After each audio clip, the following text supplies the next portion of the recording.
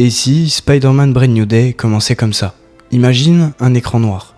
On voit New York plongé dans les ténèbres, on entend des bruits de guerre, des gravats qui tombent et une voix sourde et grave résonnant dans les rues de la ville. Peter ouvre les yeux. Il se retrouve face à sa tante May. Elle lui dit qu'il n'est pas à la hauteur, qu'il aurait dû renvoyer les 5 méchants dans leur monde au lieu de la laisser mourir. Peter, les larmes aux yeux, s'effondre et dit à sa tante « Je suis désolé, tante May, pardonne-moi ». D'un coup, Peter se réveille, dans son lit, couvert de sueur et les larmes aux yeux. Il porte encore son pantalon de costume de Spider-Man. Il se lève, regarde par la fenêtre et il voit des gens courir dans les rues de la ville. Paniqué, il allume la télé et voit en direct l'annonce des nouveaux Avengers par Valentina de Fontaine. Peter, intrigué, se rappelle que tout le monde l'a oublié. Plus personne ne sait qui il est.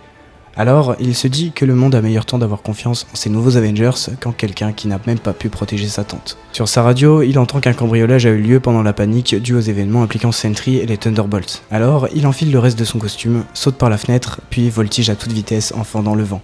Pendant que sur un toit, au loin, on aperçoit un homme en tenue de prisonnier, pensif, portant un tatouage de scorpion dans le cou. C'est Mac Gargan. Il regarde Spidey s'éloigner au loin, puis murmure « À nous deux, Spider-Man ». L'écran devient noir, puis la musique iconique retentit. Spider-Man, Brand New Day.